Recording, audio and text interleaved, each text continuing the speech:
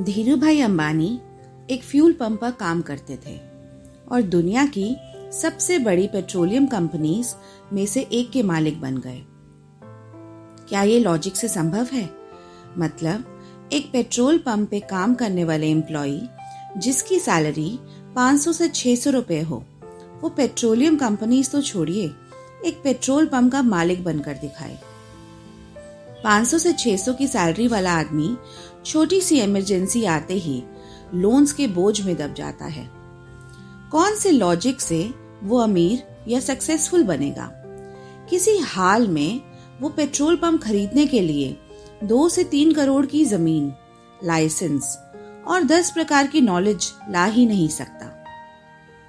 तो यदि लॉजिक से देखें तो धीरूभाई अंबानी को कभी अमीर बनना ही नहीं चाहिए था। चलिए एक एग्जाम्पल से बात करते हैं। वडनागर रेलवे स्टेशन पर चाय बेचने वाले उस बच्चे की यदि वो बहुत अच्छे से भी चाय बेचता तो एक स्टॉल से 2 से 4 खोल लेता या एक बड़ा होटल खोल लेता। जहां पॉलिटिक्स में आज लाखों करोड़ों रुपए का इन्वेस्टमेंट लगता है, क्या ऐसी स्थिति में स्टेशन पर चाय बेचने वाला कोई नन्हा सा बच्चा नरेंद्र मोदी बनकर एक विशाल देश का प्रधानमंत्री बन सकता है? लॉजिक से संभव ही नहीं है, क्योंकि लॉजिक से आज एक छोटा सा पद पाने के लिए जितना खर्च करना पड़ता है उसकी कल्पना भी नहीं की जा सकती। बिना किसी गॉडफादर के, बिना किसी फैमिली बैकग्राउंड के एक व्यक्ति किंग खान बन जाता है। फौजी में एक छोटा सा रोल करता है और सर्कस में उससे बड़ा रोल करता है। उसके बाद धीरे धीरे किंग खान बन जाता है और बाद में वो सिर्फ फिल्म अभिनेता ही नहीं रह जाता है, वो एक इंडस्ट्रियलिस्ट भी हो जाता है। वो फिल्में भी प्रोड्यूस करता है, वो डायरेक्शन भी करता है, वो रिकॉर्डिंग स्टूडियो बनाता है, वो रियल एस्टेट में भी इन्वेस्ट करता है, वो कंपनीज में भी इन्वेस्ट करता है। कैसे? कौन से लॉजिक से? एक तरफ दिल्ली मुंबई में हजारों लाखों लोग जाते हैं स्टार बनने के लिए, रात दिन धक्के खाते हैं। इतनी मेहनत तो रिक्शे वाले भी शायद नहीं करते होंगे और अंत में वो भी थक के घर वापस आते हैं। ये तीनों लीडर हैं धीरूभाई अंबानी जी, इंडस्ट्री के लीडर, नरेंद्र मोदी जी, पॉलिटिक्स के लीडर, और किंग खान, सिनेमा जगत के लीडर। क्या आप बता सकते हैं कि ये सब कौन से लॉजिक से लीडर बन सकते हैं? धीरूभाई अंबानी संसार के किसी भी लॉजिक से इंडिया के सबसे अमीर आदमी तो छोड़िए, वो एक पेट्रोल पंप के मालिक भी नहीं बन सकते थे अगर वो लॉजिक के हिसाब से चलते तो। फेथ, सेल्फ बिलीफ और कॉन्फिडेंस आपको सिखाते हैं कि पॉसिबिलिटी है, नहीं तो मोची के बच्चे को मोची बनना चाहिए और धोबी के बच्चे को धोबी बनना चाहिए। साइकिल पार्ट रिपेयर करने वाले बच्चे को साइकिल पार्ट रिपेयर करने वाला बनना चाहिए। इनको कभी बड़े होटल या एयरलाइन कंपनीज और टेलीफोन कंपनीज का मालिक तो बनना ही नहीं चाहिए था। मैं आज आपसे कहती हूँ, छोड़ दीजिए अपने इस लॉजिक को, क्योंकि ये लॉजिक आपके पैरों की बेड़ियां हैं।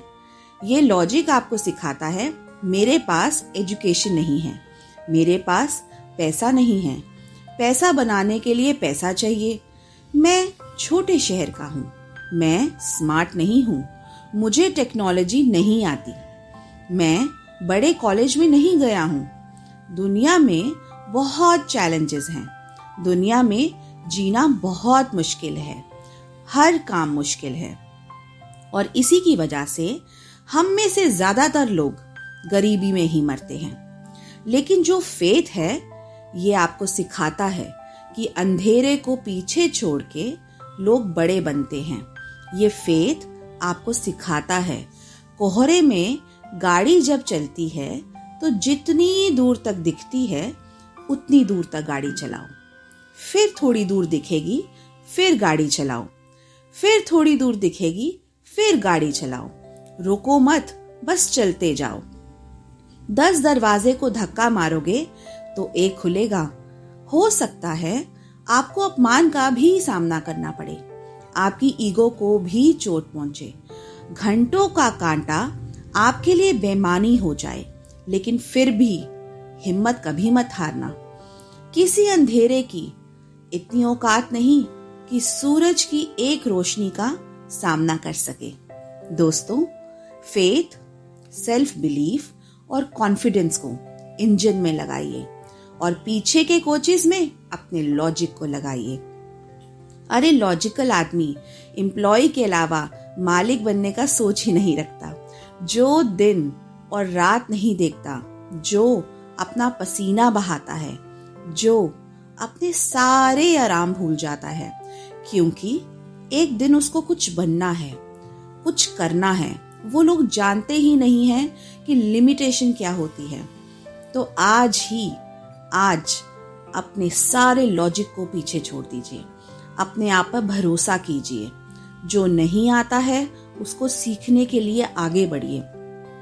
अपने पास जो है उसी से शुरू कीजिए, वहीं से शुरू कीजिए, लेकिन इंतजार मत कीजिए, क्योंकि यदि सिर्फ लॉजिक पे चलते रहते तो दुनिया में कोई इन्वेंशन नहीं होती। दुनिया में कोई सड़क का गरीब आदमी देश पर शिखर पर नहीं पहुंचता।